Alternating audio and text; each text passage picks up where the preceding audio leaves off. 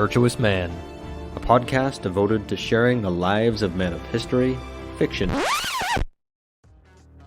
Welcome to Loose and Unscripted, an inside look at Season 2 of the Virtuous Men Podcast. I am Jamie.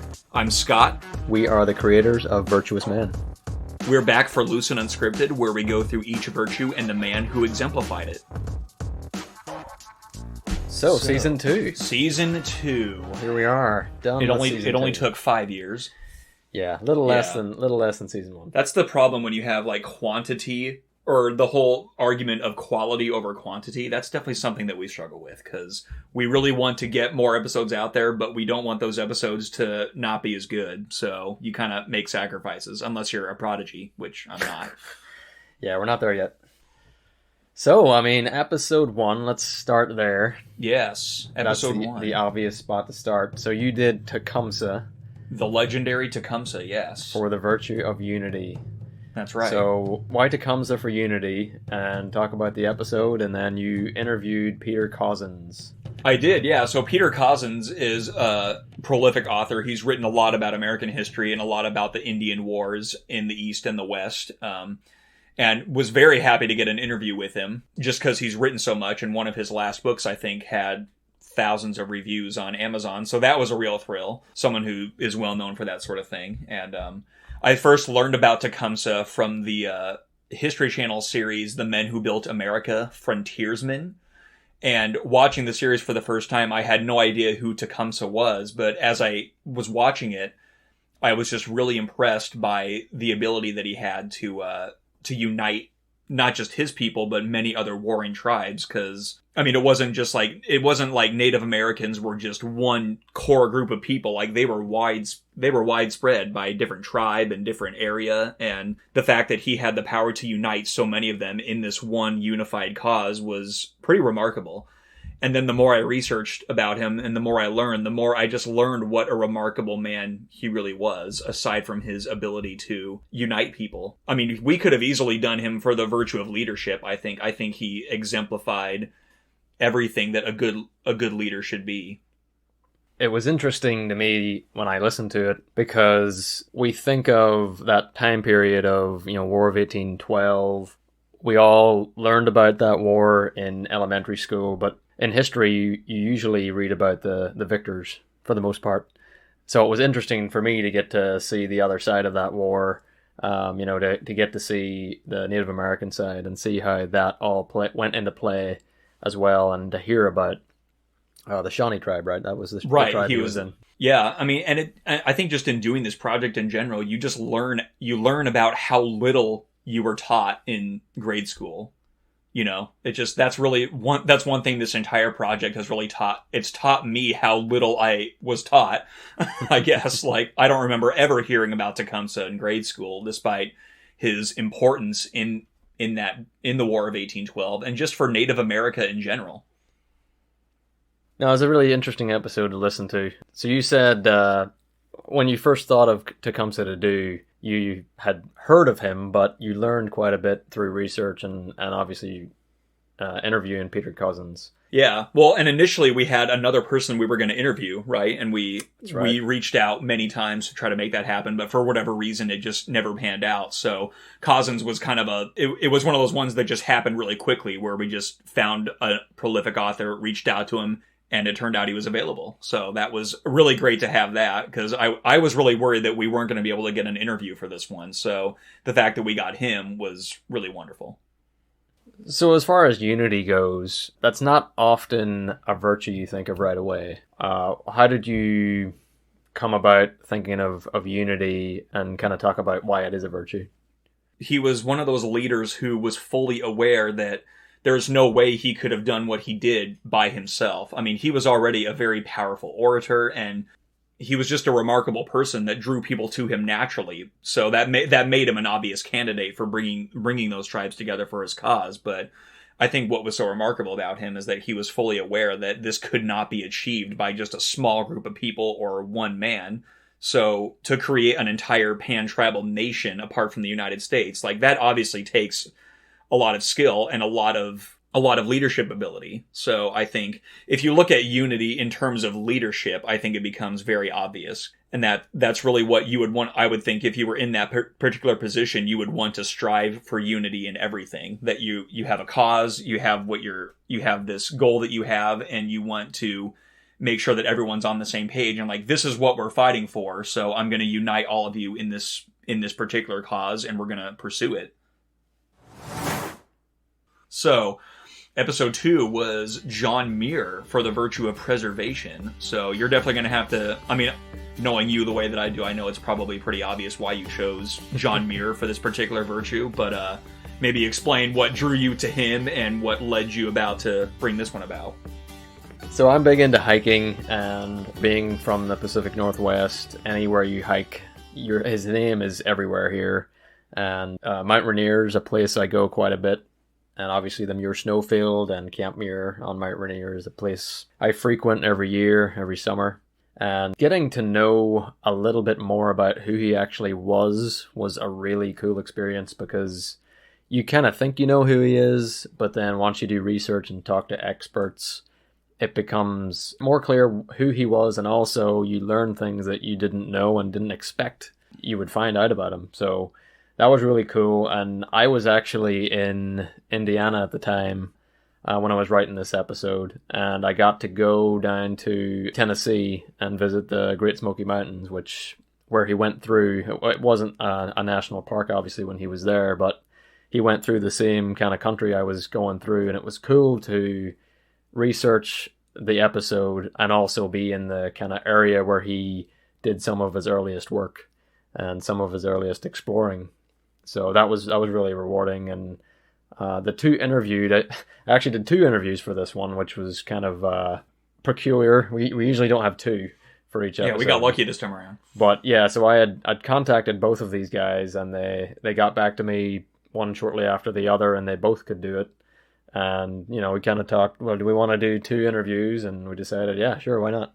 Yeah, I was like, it's your episode. You get to figure out all the hard stuff on how to make that work. Right. Well, I can just sit back and watch from the background. Yeah, it was a little different. It was a little bit of a different process in working both of the audios in, because it's a little more confusing when you don't have the video to, the face to go with the voice. But I think we made it work, and it was cool to get 2 different perspectives of Muir, from Donald Worcester and Dennis Williams. I thought the interviews were really fun. You were with me on those, right? I was with you. Yes, actually. Both of them. That's right. Yeah, for both of them. Yeah. Although it was kind of awkward because it was your episode, so I'm just kind of sitting there not saying anything. So they're probably wondering, why is this guy so quiet? Like, yeah, I had all the questions, obviously, but it was a fun episode to do, and I really enjoyed some of the sound effects in that one too, because obviously I'm an outdoors guy, and that was just full of outdoor sound effects, and the music also. I enjoyed putting a lot of bluegrass music in there to kind of give it that southern United States feel as he was kind of going on his 1,000-mile walk to the Gulf. So really fun episode, and obviously one of the people I look up to and aspire to be like. It was great too when you texted me during the middle of your writing of the episode, and you were like, this is way more complicated than I thought it was going to be. Like, because it turns out that's one thing that I've learned in researching these men, is they're often more complicated than you first realize. Like, it's very, very rarely do we find a man who's pretty straightforward. Yeah. And Muir was definitely one of those people. Absolutely.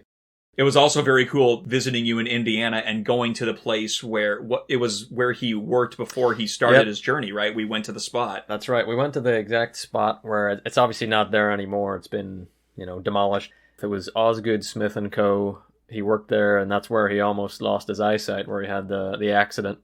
That was painful to read. Yeah. Anything with the eyes, I just can't do that. So, like in movies and stuff where people get their eyes hurt, I can't do it.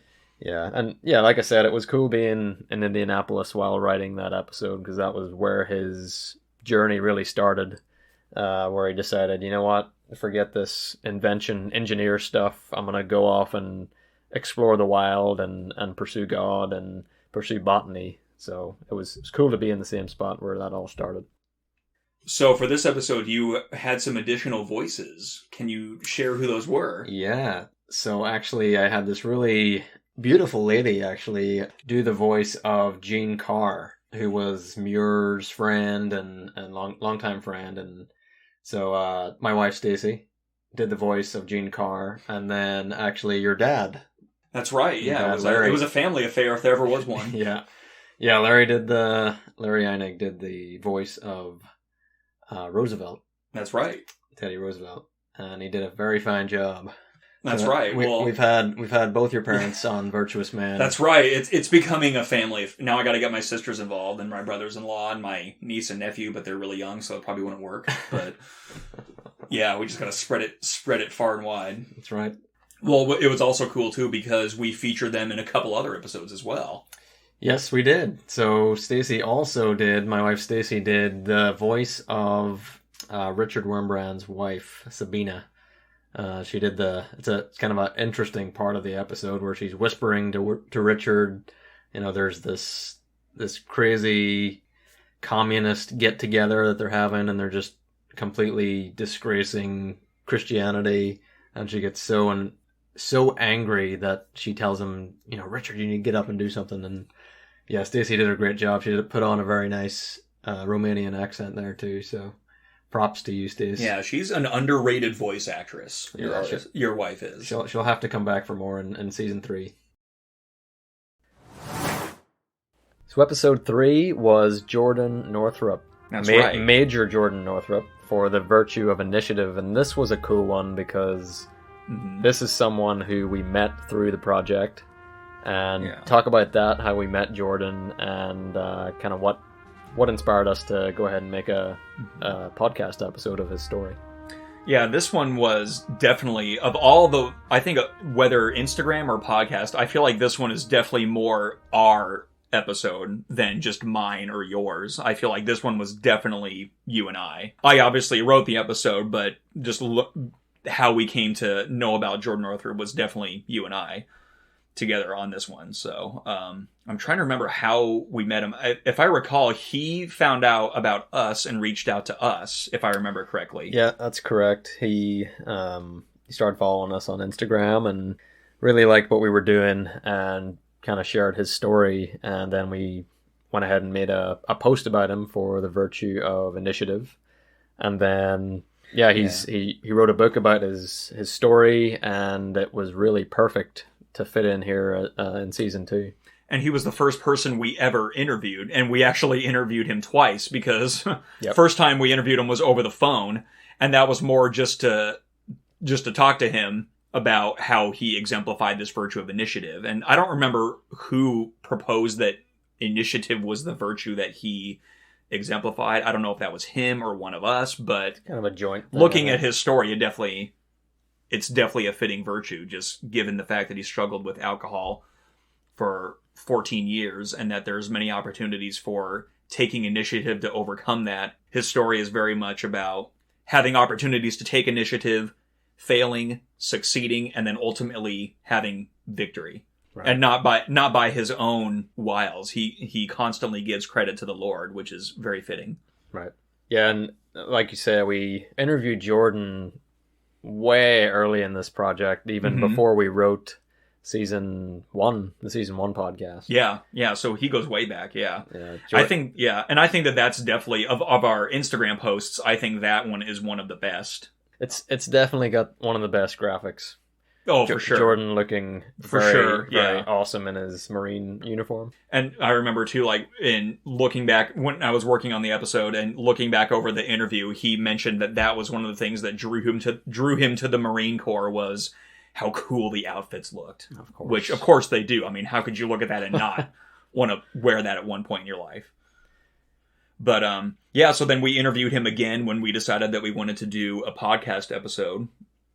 And as I wrote the episode, I was reading his book. So it was kind of a joint effort of reading the book, writing the episode, reading, writing, just kind of going back and forth. And I would recommend anybody listening to this to read his story because it's incredibly inspiring.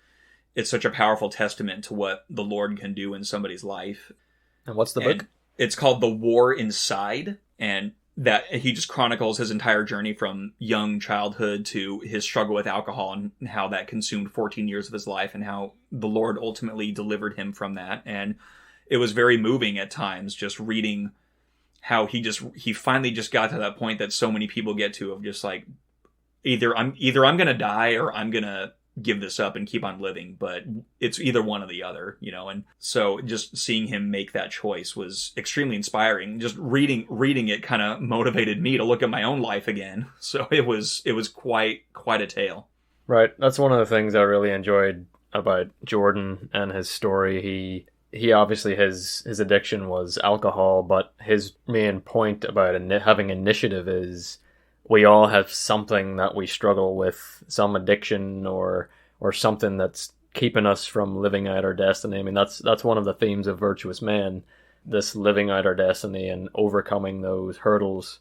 So he was a perfect person to have in here, someone who's overcome something as struggling as alcoholism, but also to then, like, he speaks to young men about their lives and how to develop that initiative to overcome and become the men they were born to be.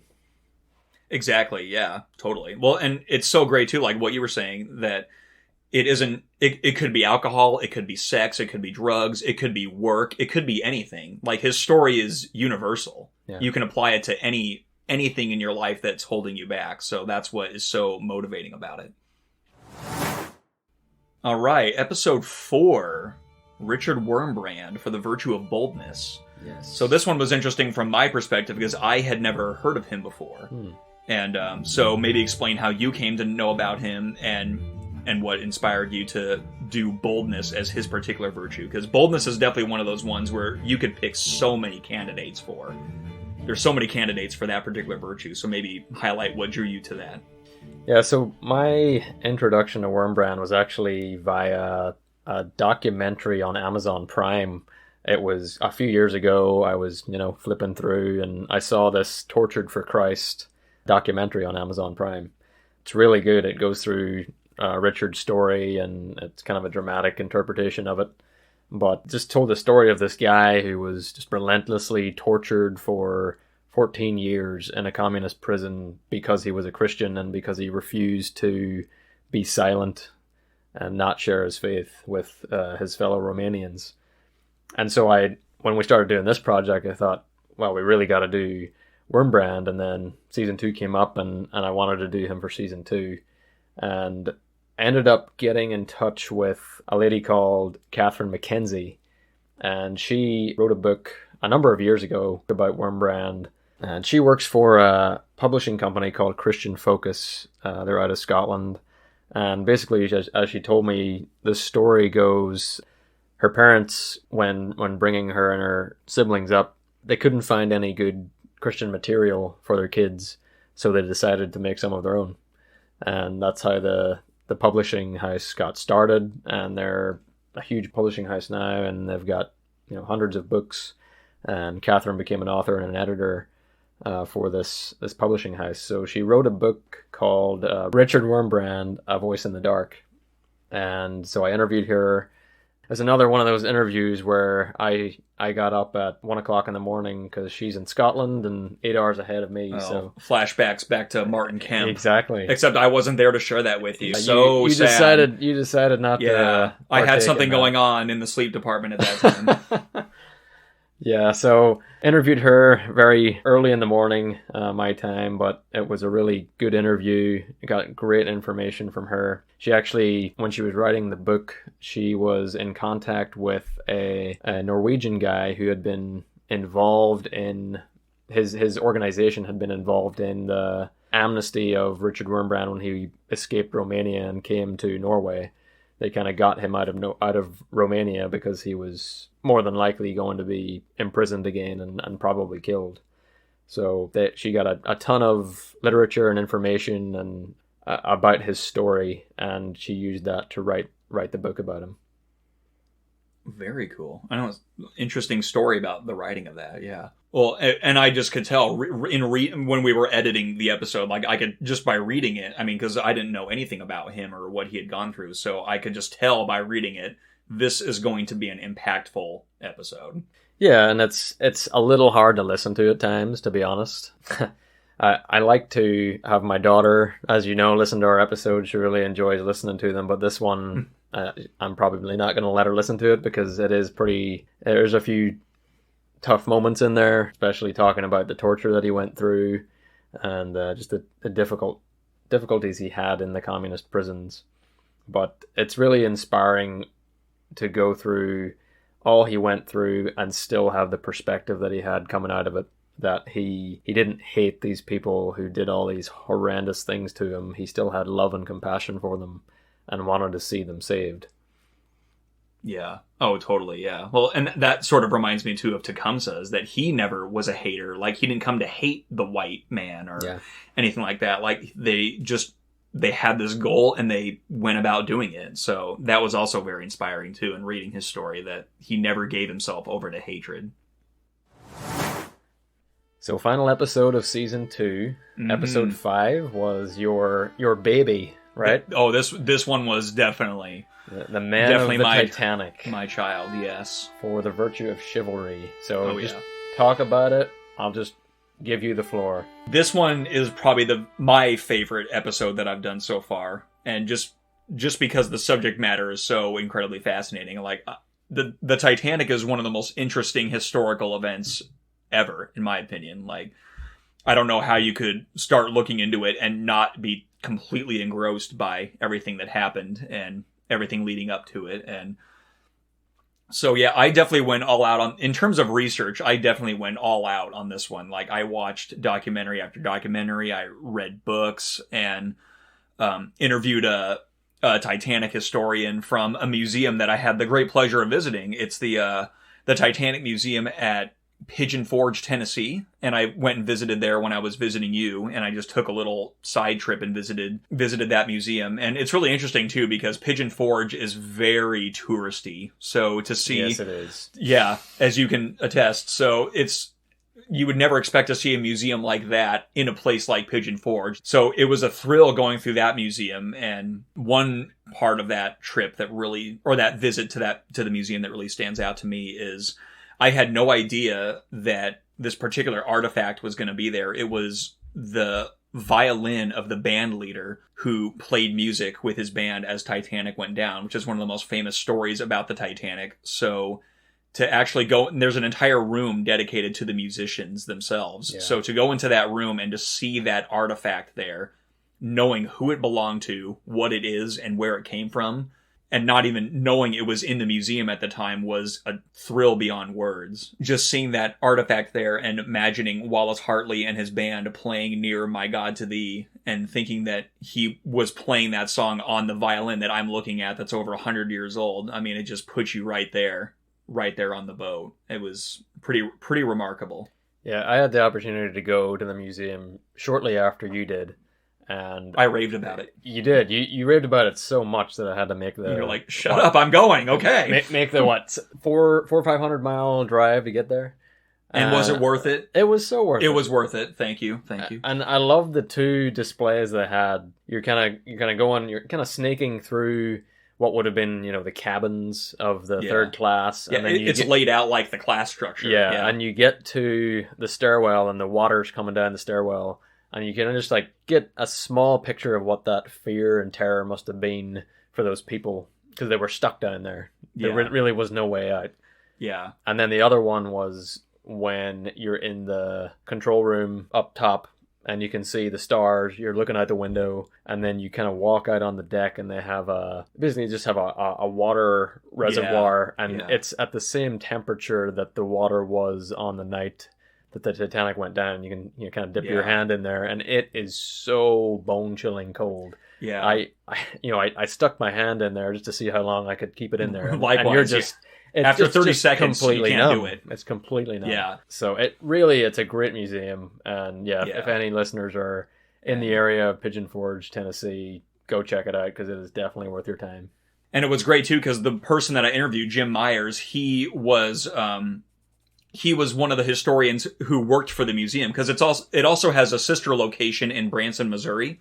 So he often would go in between locations and has known the owners for a long time. And when I reached out to just the museum to try to see if there was anyone there that would be interested in being interviewed, he replied, and he was extremely enthusiastic.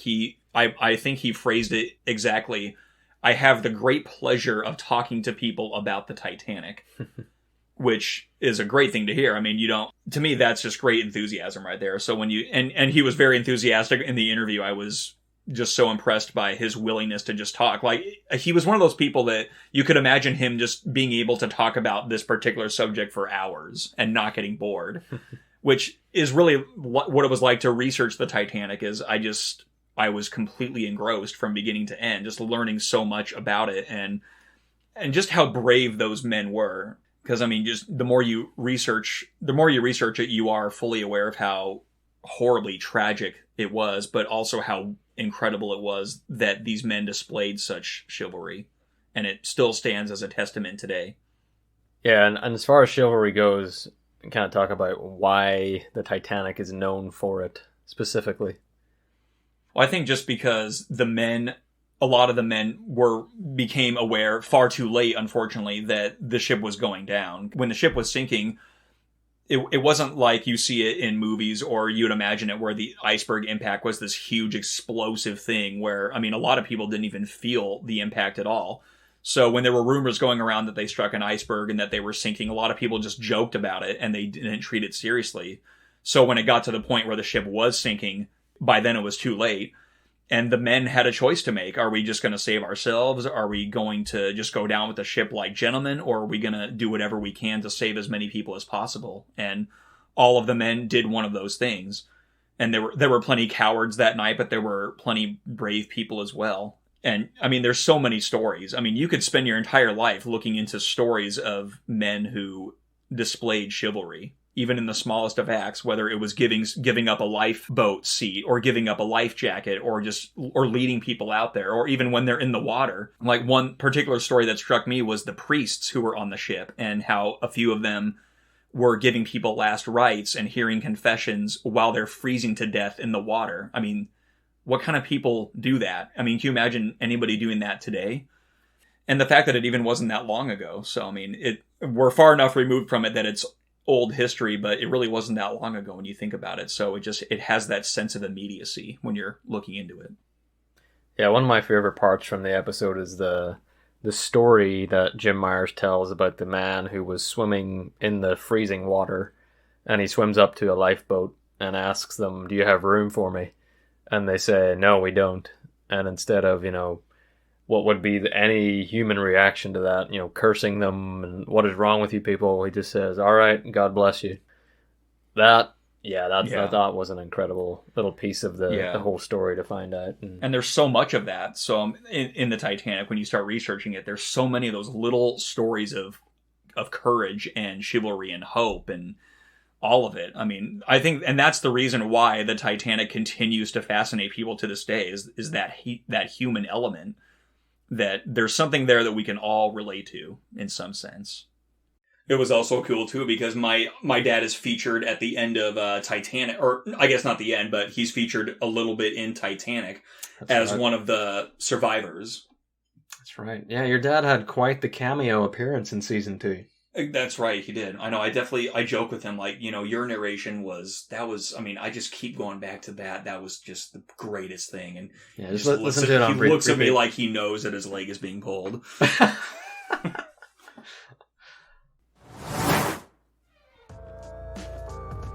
All right, so now that we've finished talking about just the making of the episodes, we're going to do something that we really wanted to do last Loose and Unscripted, but just didn't have a chance to, is we're going to interview each other about our own project. Pretty scary stuff. Excellent. Yeah. This isn't going to be like a job interview because, I mean, it just doesn't make sense to do it that way. So. Well, I didn't tell you, but if you do a bad job, it's going to be Virtuous Man from that point on. 2 men enter, 1 man leaves, that kind of thing.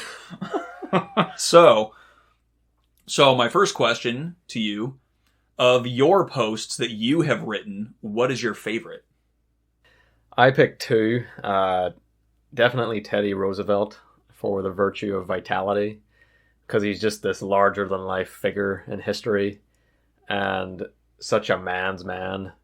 And then learning where he came from in life, as a small boy, he was this frail, sick all the time. And then to become the man's man that he became. And that was all due to his diligence of taking care of himself, taking care of his body, eating right, exercising, and then also becoming an incredible public speaker. That all didn't just come to him. It wasn't just a gift. It was something he worked at. So he's one of my absolute favorites. And then also G.K. Chesterton for the virtue of wit.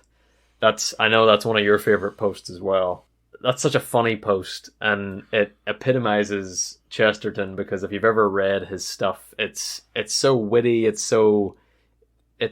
both intellectually sound but also so funny, and he has such an interesting, unique way of putting things that gets the point across, but also it's so funny. How could you get offended? Yeah, well, Chesterton is one of those people where you look, and just looking at pictures of him, it's like he's this strange combination of incredibly knowledgeable theologian and a drinking buddy. Yes. He just has that quality. Like, he looks like the sort of guy that you could easily kill an evening smoking and cigars with. But also, you're reading his work, it's like, wow, this guy was one heck of a thinker. Yeah. So what about you? Your favorite post that you've done? That I've done. Or posts. He grabs a beer. You can keep this in there, yeah. Oh, yeah, this was a tough one, because I love my work so much. I'm so awesome. I'm totally not vain about this at all. But up next, Scott for the virtue of humility. Yeah, absolutely. Hey, I'm not opposed to having my picture online. Well, I kind of am, but... So, I think for me it was a three-way tie between Wilson Bentley, Vincent and Theo van Gogh, and Hannibal of Carthage, for different reasons. I think the Van Gogh one in particular, I read Van Gogh's biography a while back, and it's not really emphasized enough how important his brother was in his life. I feel like, unless you're an art historian and you know that, but his brother does not get enough credit. And if you look at his work and you look more at their relationship, like, a lot of the paintings that so many people know would not exist without his brother and his financial support, his emotional support, and then his wife taking over the reins after Theo died and really marketing Vincent van Gogh's work. So she deserves a lot of credit as well. And just that their relationship was very moving. The more you look at it, the fact that they communicated so often, and the fact that they had 900 letters between them that we know of. Wow. And I mean, it's just remarkable the more you look at it, at their relationship, that not only that Theo put up with him, because Vincent could be an extremely difficult person, but in spite of all the turmoil between them, they just couldn't let each other go. And I just found that to be very moving. And I felt like I conveyed that well in the writing. And Wilson Bentley was interesting. He's one of those people that I found out about only recently. And there isn't as much information about him as other people. Like, there's a few sources here and there, but a lot of his life is pretty standard and pretty straightforward. And he led a mostly fairly uneventful life compared to a lot of other figures, but he had this one passion of photographing snowflakes. Just this really random, out of nowhere passion of his, but it became his life's work. And when I learned about him, I just thought, this guy is definitely the virtue of passion. So I'm proud of that particular post, just because he's not somebody a lot of people know about, and just the fact that it was such a unique interest of his, and that we've all benefited from it, because he was the first guy to really expose how beautiful winter could be. Like, who would have thought, like, devoting your entire life to photographing snowflakes? Like, that just seems like a waste of time to most people, but with him, it was just his passion in life. And in terms of the amount of information I put into a single post, I think Hannibal is definitely a favorite of mine. I feel like it isn't so much that it is any more well-written than the other ones, but just the fact that I was able to put as much information into that as I did, to give as complete a picture as possible in the amount of characters that Instagram allows. I'm pretty proud of how that turned out. 2,200. Right. And as a writer and just a creative person, it's often good to limit yourself. So the fact that you only have 2,200 characters on Instagram to write these things it sort of forces you to make decisions in a different way. And that's often a good thing for the creative process, is to limit yourself. Yeah, I'm pretty proud of the amount of information I was able to put in there about him. Yeah, less is often more. Exactly. Preach it, Reverend. All right, so next question.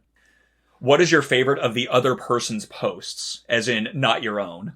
I feel like I'm just continuing to swell your ego here. Yeah, this is about as unvirtuous as it gets. I would definitely say, I have two again. The Apostle Paul, I really enjoyed that one for the virtue of love, because obviously in reading the New Testament, it's a large part Paul's writing, and specifically 1 Corinthians 13, it's the love chapter of the New Testament, and the level of detail that he puts into that is incredible. I mean, there's nothing else like it, in my opinion, that speaks to what love actually is.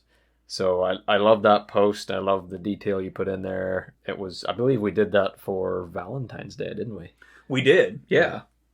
So it was a good one to do for Valentine's Day, because I think Valentine's Day is often about, they say it's about love, but really it's about lust. And really, it was nice to put a post in there that defines what love really is. And the other one that I would say is Faramir for the virtue of self-denial. Would not have guessed that. I enjoyed that one. Obviously, we're both big Lord of the Rings fans. We are both citizens of Middle-earth in another life. Yeah. And Faramir is actually one of my favorite characters. I feel like he's one of the unspoken, underestimated heroes of the whole trilogy. And I like the post you put together, and the final quote you have in there. Sam's talking to Faramir, and he says, "You've shown your qualities, sir, the very finest." That was a great way to end that post. So that'll be my second. Thank you. Yes, sir. So now it's my turn to get my ego swelled a little bit. So what are your favorites from what I've written? Yeah, I don't like anything you wrote, really. It's just, it all needs to be rewritten. No, I'm kidding. Wow. Everyone sees the torture I go through here. Yeah. The pain, the virtue of perseverance. So it's another three-way tie here. I think for posts that you've written, the three favorites of mine, and these are the ones that I've just gone back to the most in rereading our work, is Chesterton, Martin Luther King Jr., and Eisenhower. And I think the unifying thing that you get really well in those posts, or that you do really well, is you get the point across really well. So for Chesterton, it was the virtue of wit, and Martin Luther King Jr. is oration, and Eisenhower is self-control. And for those particular posts, I think you really did a good job of highlighting why these guys personify those virtues. I mean, of the three of those, I think Martin Luther King was particularly moving. There's just something about reading his words, and the quotes that you chose were perfect. I felt like it just was a perfect example of why he was such a profound speaker. And of course, Chesterton. I feel like we've been going back to Chesterton a lot in this episode. But yeah, that was, maybe it's a sign that we need to do Chesterton for season 3. Yeah, I'm thinking we might have to do that. But dibs. Exactly. Yeah. I felt like for all of those you just did, and especially with Eisenhower, I never knew that self-control was something that he had a real issue with. So it's another one of the great things about this project, is that we basically teach each other about people that neither the other person knows about or doesn't know a lot about. So, obviously everybody knows Eisenhower, general and president, but the fact that he struggled with this particular thing, I never knew that. I don't even know if the average Joe knows that. So it was great. It was great to learn about that, and I think you did a good job of highlighting that particular virtue. So, next question here. Which man would you pick for a virtue we've already done? So for this one, I think my mind's still on Wormbrands, because I just finished writing and recording that episode. And for boldness or perseverance, I would pick Dietrich Bonhoeffer. He is a guy who, a lot like Wormbrand. Wormbrand was, although he was involved with the Nazis as well, it was mostly with the Soviets. Bonhoeffer was obviously involved with the Nazis, and he did a lot of work to fight what the Nazis were doing to Jews, what they were doing against the church in Germany forcing the church to, toe the party line and to support the Nazi party. And he fought tooth and nail all the way to his death to prevent Nazi Germany from doing what they were trying to do. So he would be an excellent person for either perseverance or boldness. And I think we're definitely going to have to do a post on Bonhoeffer here very soon. Be looking, people. So what about you? What man would you pick for a virtue we've already done? I know, this was a tough one to think about, because I feel like for the ones that we've already done, you could swap a lot of them. Like, this particular guy would also be great for this particular virtue, and so on and so forth. So I think Davy Crockett would be amazing for going down swinging that virtue. I feel like and Davy Crockett's one of those people where, if you look at his life and how he died and where he died and just the circumstances of, fighting at the Alamo, I feel like men of today only dream of going down like that, It's hard to believe that it even happened, but I mean, in the early days of this project, we did Davy Crockett. He was one of our earliest ones, and we did him for the virtue of courage, which he definitely had in spades, but going down swinging would be a great one for him, because he was in a situation that he probably could have gotten out of if he wanted to, but he chose to stay behind and fight, even though he knew he would probably die, and that's definitely something we could learn from today. I also thought, when we were doing love, the virtue of love, I really wanted to do the Beast from the Beauty and the Beast story. Because you're such a romantic, Scott. Well, tell me about it. Yeah. But I mean, but I just think, if you look at the arc of that story and the fact that love is the thing that ultimately changes him, I think he would have been a good one to do for that particular virtue. But I think the Apostle Paul was a great candidate for that too. But I still think he would have been fantastic to do for love. And another one that I think would also be great would be, if we had to do it over again, would be Booker T. Washington for humility. Because that was definitely something that, if you look at Booker T. Washington's life, that was definitely something that he had, that humility was one of the defining virtues of his life. And it's impossible not to be inspired when you look at the way that he exercised that virtue throughout his life. So he would have been a great one to do for that. So here's a nice and easy question. Which man would you most want to meet, and what would you ask him? Nice, easy question for you. Yeah, I'll stay on theme of season 2 for this one. I would love to be able to meet John Muir. He's, as I said in talking about episode 2, he's a guy who I've seen his name everywhere in the Northwest when you're hiking. I've now researched him quite a bit.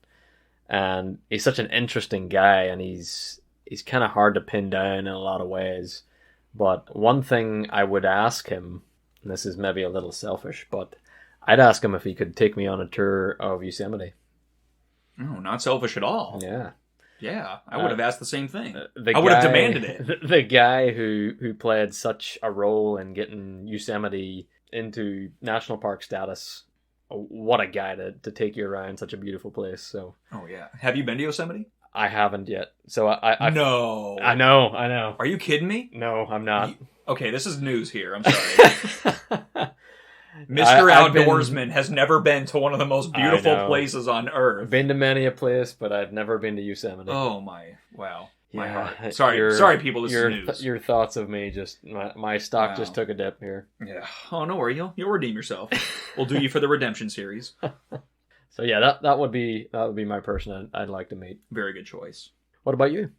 This is obviously a tough one, because you look at these men and you want to meet every single one of them in some way, whether they're fictional or not. But Leonardo Da Vinci would definitely be one for me. Not even so much to ask him anything in particular, but just to watch him at work and to watch him do what he did.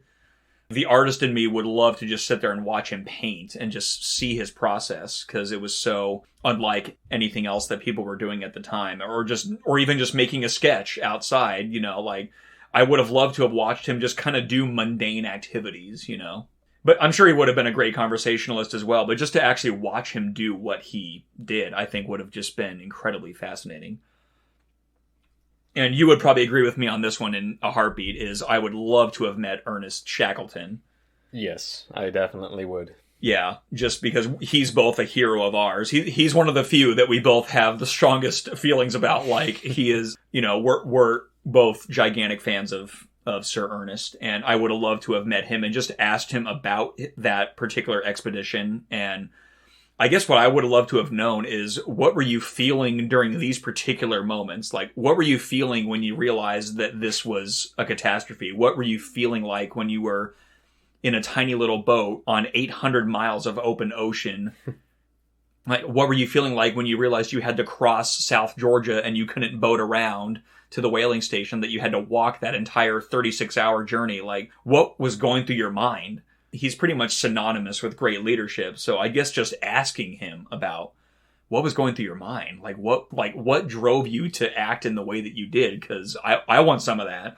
Yeah. So and you probably would feel the same way. Yeah, any kind of leadership question, I'd want to ask him, whether it be in the same situation he's in or any kind of leadership. Just, what would you do? Oh, absolutely. How would you handle this person? He was just such a man manager. He kind of knew different personalities, how to approach that. So he was an expert at that. Oh, yeah, definitely. I feel like we always go back to Shackleton in some form in this project, you but got to. For obvious reasons, yeah. And just in terms of like someone I'd love to hang out with, Chesterton, got to go back to him. I think he would have... We've got to do him for season 3. He would have been spectacular to hang out with in every possible way, I gotta say. Yeah, having a beer with Chesterton, that would be an event. Oh, for sure, yeah. And one more I have to say, another shout out here. I would have loved to have met Desmond Doss. Mm. He was the devout Seventh-day Adventist who chose not to carry a firearm as a conscientious objector during World War II. And he was a field medic during the Battle of Okinawa. And I just would love to have met him and just to hear his side of that. What was it like to hold true to your beliefs when so many people were looking at you in judgment? And what was it like to go through that experience of trying to maintain your beliefs? And what was it like to actually realize, I'm in combat and I don't have any way to defend myself? Like, what was going through your head when you realized that you had made this decision a while back to not carry a firearm? Like, did you find yourself wanting a firearm in that experience, or did you still feel the same way that you didn't want to do, that you would do whatever it took to not take a life? Like, I would have just loved to have gotten his perspective on that. Were there any other men that you would have liked to have met? I would have liked to meet, we did a post recently on Ronald Reagan. I would have loved to meet him because he was such an influential figure in kind of the end of the Cold War era. But also, he was a jokester. And is another guy who you just love to sit down and have a conversation with, because I think you would learn a lot, but you'd also laugh a lot. And those are my favorite people. Oh, for sure, yeah. Chesterton, right there. Another good example. Laugh a lot, learn a lot. Season 3, here it comes. Well, that is the end of Season 2, Loose and Unscripted. I hope you've enjoyed it. Keep an eye out for a bonus episode of Season 2 coming up next week. And join us for Season 3 this fall for another full lineup of Virtuous Men. Cheers. Cheers.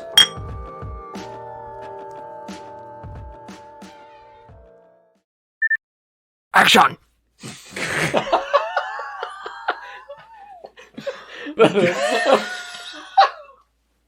How the heck am I going to say this now?